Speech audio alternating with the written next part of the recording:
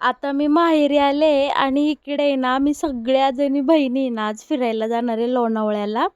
आणि माझ्या भावाचा टेम्पो आहे आणि आमची काही गाडीची सोय झाली नाही, त्यामुळे आम्ही सगळेजण आता टेम्पोतच जाणार आहे. मस्तपैकी आम्ही आता घरून निघालो.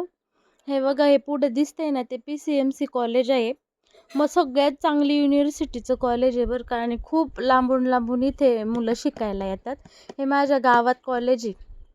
आमच्या साते गावात मोहितेवाडीमध्ये हे कॉलेज आहे. बघा किती छान, इतकं छान ना की वाटतच नाही की ते आमच्या वाडीतलं कॉलेज आहे म्हणून.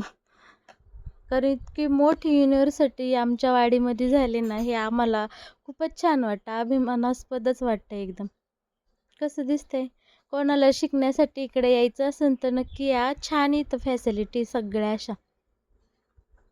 हे बघा, आणि इथे ना हॉस्टेलची सोय सुद्धा आहे सगळ्यांना राहण्यासाठी, मुला मुलींना. आमच्या मावळात जर तुम्ही कधी फिरायला आला ना, खरंच तुमचं मन आहे ना एकदम प्रसन्न होऊन जाईल. कारण इकडं इतकी स्वच्छ हवा, झाडी, डोंगर आणि सगळीकडं वातावरण एकदम फ्रेश आहे. अशाच फ्रेश वातावरणात आता फिरायला आम्ही डायरेक्ट लोणावळ्यात गेलो आहे. आणि बाळूमामाच्या ठिकाणी आम्ही पहिल्यांदा जाणार आहे. काय बाळूमामाची पाठी तुम्ही पाठीमागं पाहिलीच असेल. चला मग आता बाळूमामाचं दर्शन घ्यायला तुम्हाला मी घेऊन जाते. आलोय आता बाळूमामाच्या मंदिरापाशी आणि तिथं आल्याला पहिल्यांदा आपल्याला हा वलवंड डॅम दिसतो बघा. जिकडं जाईन, जिकडं पाहीन तिकडं फक्त पाणीच पाणी दिसतंय आपल्याला. इतकं सुंदर निसर्गरम्य वातावरण आहे ना इथं.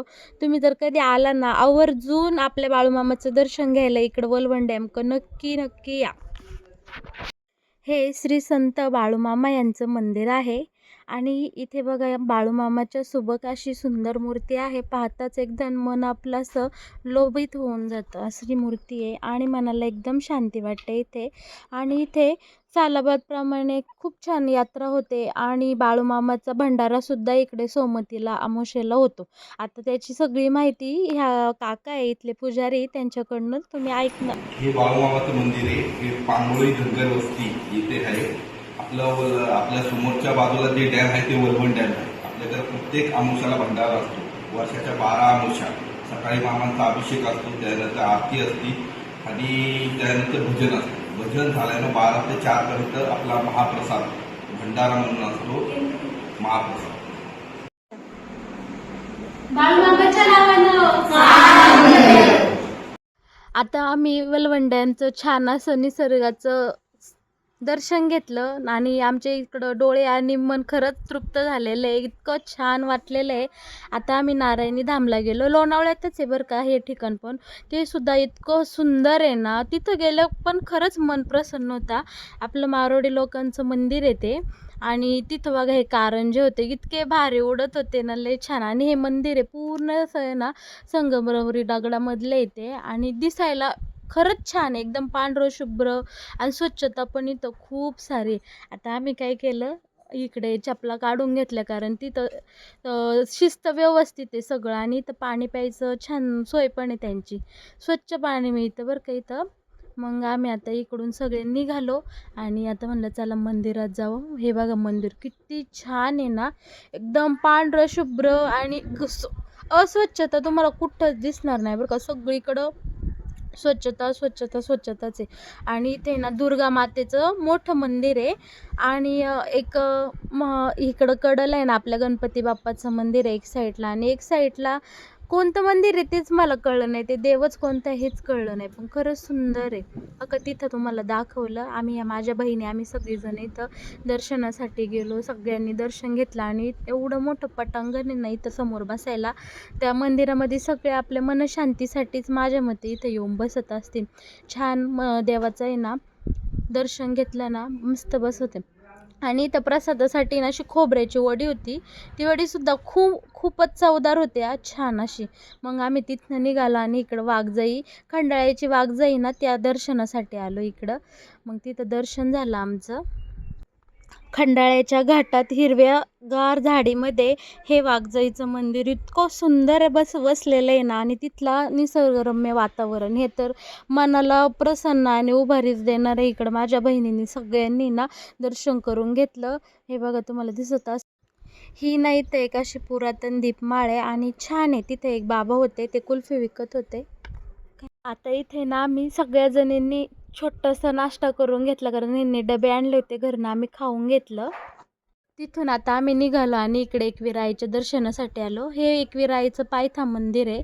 कारण आम्हाला तर वरती एवढ्या पायऱ्या चढून जाणं शक्य नव्हतं, कारण आम्ही भरवूनच आलो आणि सकाळपासून भरपूर फिरून झालं होतं आमचं. आणि इकडे बघा, हा एकविराई मंदिराच्या पायथा मंदिराच्या आजूबाजूचा परिसर आहे. सगळीकडं चिक्कीचं दुकानं, दुसरी दुकानं आपल्याला इकडं पाहायला मिळतात. आम्ही मंदिरात गेलो, गर्दी नव्हती एवढी. छान असं दर्शन घेतलं. ही बघा आपली एकविरा माऊली. सगळ्यांनी दर्शन घ्या मनोभावे. छान वाटलं इथे जाऊन. इथे माझी छोटी बहीण आहे, काकी आहे, त्यांनी हाताला एक गंडा बांधून घेतला. तिथं त्यांची काका, ह्या काकी ना त्यांचं माहेर दैलीच आहे, म्हणजे तिथलंच आहे ना, त्यामुळे त्यांच्या ओळखीचे होते, त्यांचे चुलते का कोण होते, त्या गप्पा मारत बसल्या तिथं. आणि इकडे बघा मगनलाल चिक्की. लोणावळा म्हणलं का चिक्की सगळ्यांना माहितीच आहे, प्रसिद्ध. आणि हे ना माझ्या भाच्याचं दुकान आहे हारांचं, तिथं ओटी बिटी विकतात. म्हणजे माझी नणंद पण इथंच राहते वेरगावमध्ये, त्यांचे हे. अशा प्रकारे आज आम्ही बाळूमामाचं दर्शन घेतलं. छान नारायणी धामला जाऊन तिथं दुर्गा मातेचं दर्शन घेतलं, गणपती बाप्पाचं दर्शन घेतलं आणि मग खंडाळ्याच्या वाघजाईला गेलो. तिथंसुद्धा मस्त दर्शन घेतलं, पाया पडलो. अशा सुंदर अशी आमची ट्रिप झाली बरं का आज. आणि मग आम्ही आता घरी यायला निघणार होतो छानपैकी. छान गेला आजचा दिवस. बहिणी बाळांसोबत कुणाचाही दिवस सुंदरच जातो. आणि आपल्या एकविरा माऊलीचं दर्शन घ्या आता. चला मग आता आम्ही लागलो परतीच्या प्रवासाला. इकडं बघा, ही गुलमोहराची झाड आहे ना, सगळी भरलेली. आपली नजर जाईल ना जाताना, आता हा शूट घेतलेला आहे, सगळीकडं तीच झाड आहे गुलमोहराची, सगळी अशी फुलांनी भरलेली गच्च.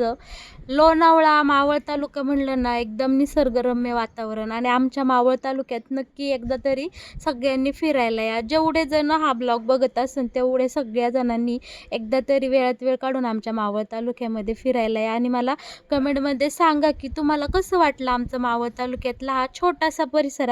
एकदम छोटासाच तुम्हाला मी परिसर दाखवलेला, अजून खूप सुंदर आहे आमचा तालुका बघण्यासारखा. आणि आता आम्ही घरी निघालो आहे. चला मग आजचा ब्लॉग जर तुम्हा सगळ्यांना आवडला असेल तर नक्कीच लाईक करा, शेअर करा आणि हो, आपल्या चॅनलला सबस्क्राईब करायला अजिबात विसरू नका. आपल्या चॅनलचं नाव आहे वाव रोशनी. चला तर मग आता बाय बाय, भेटूया पुढच्या ब्लॉगमध्ये. आणि हो, तुमच्या सगळ्यांचे धन्यवाद.